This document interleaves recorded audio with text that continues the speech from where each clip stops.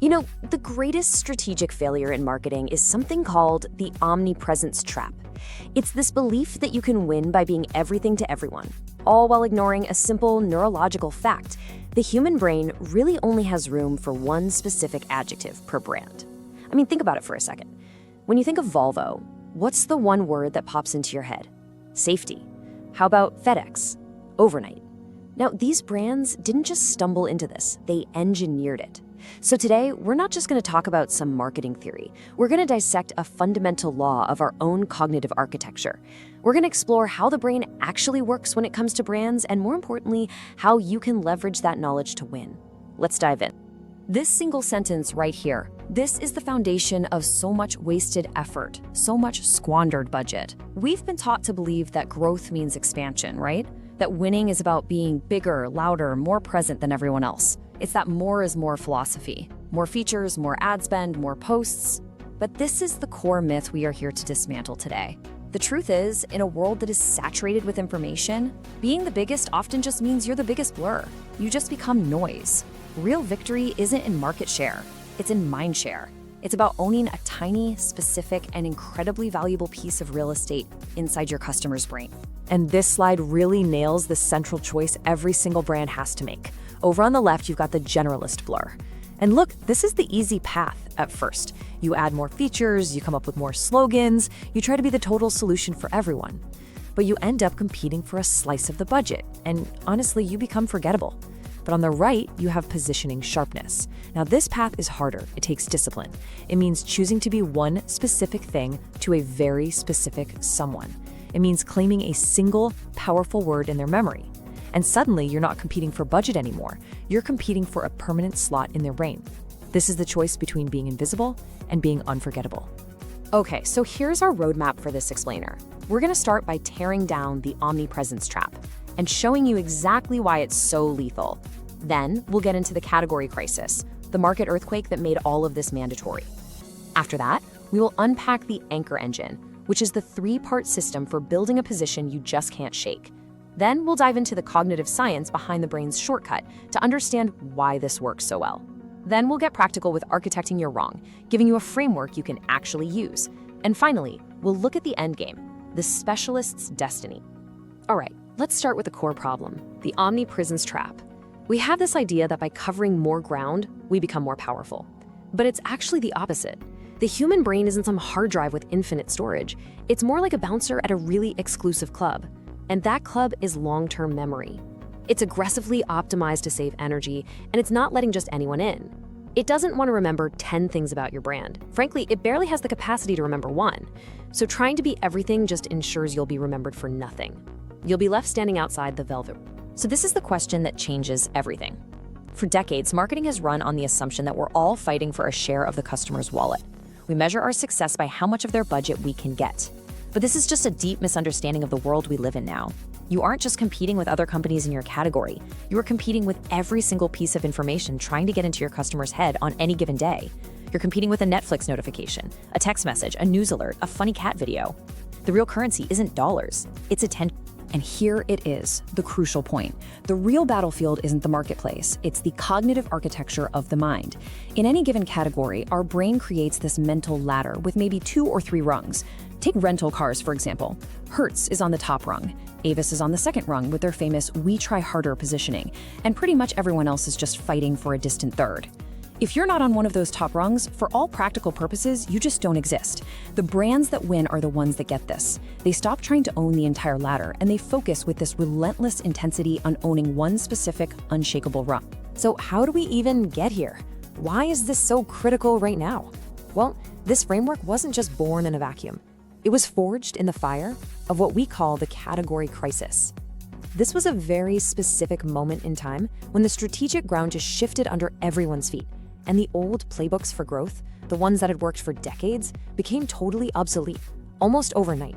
It was, for all intents and purposes, a marketing extinction event for anyone who didn't adapt. Now, what's really fascinating about this slide is how it maps the complete collapse of a strategy. Before 2024, having a unique feature, a feature moat, was a real defensible competitive advantage. You could build it, market it, and own it for months, maybe even years. But then, the rise of AI and low-code development just completely changed the game. A unique feature you launched on a Monday was a standard commoditized offering by Friday. The moat just evaporated. Suddenly, companies found themselves in this bloody war for awareness, trying to shout, "We're better," against giants with billion-dollar marketing budgets. And it was a losing battle. The smart money, the smart investors, they pivoted. They stopped caring about raw awareness and started demanding category ownership. And why? Because they realized the only true defensible moat left wasn't a feature, it was a position in the customer's mind. And this realization is the key insight that came out of that crisis. See, competing to be the best means you're playing the market leader's game, on their turf, by their rules. It's an unwinnable fight. The new strategic imperative isn't to be a better version of the incumbent. It's to be the only solution for a problem the incumbent can't solve. It's about inventing a new rung on the ladder that the market leader, just by their very nature, can't stand on. For example, you don't try to be a better search engine than Google. You become the private search engine, like DuckDuckGo. This is the shift from benefit-first marketing to position-first strategy. Okay, so if the goal is to be the only, how do you actually do that? Well, it's not about a clever slogan or a bigger ad budget. It's about a systematic architecture. We call it the Categorical Anchor Engine. It's this elegant three-part system designed specifically to build a defensible position in the customer's mind. So let's break down each component. The first part is ladder selection. Think of this as the niche gate. Your very first strategic decision isn't what to say, but where to play. And you are looking for a crowded, competitive category. Now that sounds counterintuitive, I know, but it's crucial. A fierce market means there's demand and there's budget. But within that fierce market, you are looking for the vacant specialty. For example, the market for project management software is incredibly crowded. So once you've selected your ladder, you move to the Rung Claim. This is the adjective gate, and it is the absolute heart of the entire system.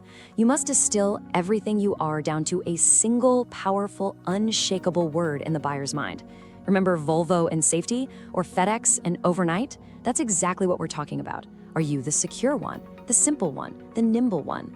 This is not just a tagline, it's your cognitive anchor. It's literally the file name your customer uses to store you in their brain. It has to be singular and it has to be defensible. The third and final component is the comparison bridge, or what we call the anti-thesis gate. This is where the magic happens.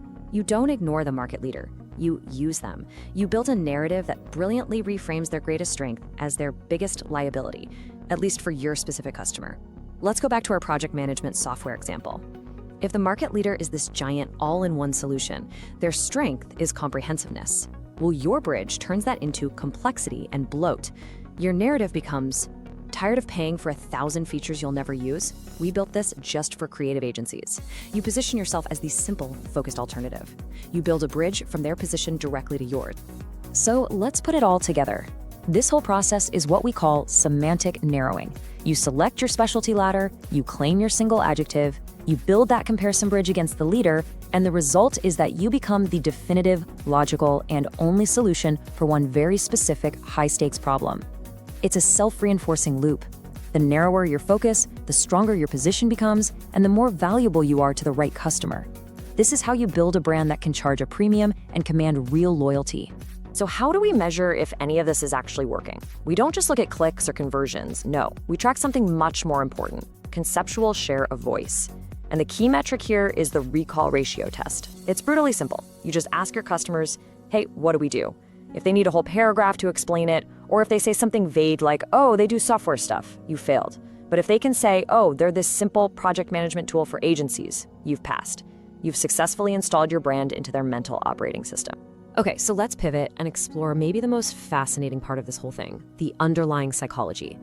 We've talked about the what, the anchor engine, but now we need to understand the why. Why is this so incredibly effective?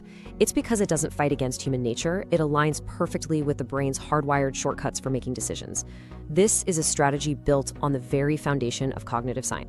This all comes down to a principle called cognitive fluency. Think about it this way. When you're looking at a website, do you prefer a clean, simple layout or a cluttered, confusing one? The simple one, right? That's because it's easier to process. That's cognitive fluency. The human brain is inherently lazy. It's designed to conserve energy. So when it's faced with a flood of information, it has two choices: categorize or ignore. By claiming one simple, clear rung on the ladder, you're making it incredibly easy for the brain to categorize you. You are providing the path of least resistance. And what's really powerful is that this deactivates the natural skepticism filter. You're no longer seen as an aggressor trying to sell them something. You're framed as an expert, a specialist who's here to solve their specific problem. They actually start coming to you. But it gets even better. By mastering that one thing, you unlock a powerful cognitive bias known as the halo effect. I mean, think about Apple. They mastered the personal computer and the smartphone. And because they did those things so well, when they release a watch or headphones, we just assume those products will also be well-designed, high quality, and easy to use. That's the halo effect in action, because you have proven beyond a doubt that you are the absolute master of your chosen rung. The customer's brain subconsciously assumes you're excellent at everything else too. They endow your brand with all the other positive qualities they associate with market leaders: reliability, quality, great support, all without the perceived downsides of the big generalist. Owning one rung casts a halo over your entire brand. Okay, so we've covered the why and the what. Now let's get into the how. It's time to go from theory to application. This isn't just some intellectual exercise. It's a strategic framework that you can actually implement. So let's walk through the 4 steps to architecting your very own rung on the ladder. And this slide right here brilliantly illustrates the core principle you're going to use: the law of the opposite. This is the engine of your comparison bridge. You start by analyzing the market leader. What is their core identity? If they are defined by being large and comprehensive, then you define yourself as nimble and focused. If their product is the industry standard, yours is custom and bespoke. If their greatest strength is their complexity and power, your greatest strength is your elegant simplicity. You see? You don't attack their strength. You position yourself as the intelligent alternative to it. So here is your action plan. Step 1, architect for rung scarcity. This is a mindset shift. You have to stop trying to be better. Your goal is to be different in a way that truly matters. Get your team in a room and ask, what is the one thing we can be the absolute best in the world at for a specific group of people? Step 2, engineer the pivot narrative. Name the giant, call them out, and clearly explain why their size and success actually make them the wrong choice for your ideal customer. This isn't about being negative. It's about drawing a clear contrast. Step 3, automate the adjective audit. Use data, social listening tools, read your customer reviews. What is the one word people consistently use to describe you? If you don't own a single word, you don't own a rung. And finally, step 4, measure category salience. Track your first mention rate. When people in your niche are asked for a solution to your specific problem, are you the first name they mention? That's the ultimate test of mindshare. When you master these steps, you stop being just a competitor. You become a category architect. We've covered a lot of ground here, from the market crisis to deep psychology to these practical steps.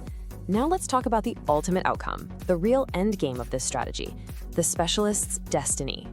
So the most crucial point is this: we live in a world of infinite noise, infinite choice, and infinite competition.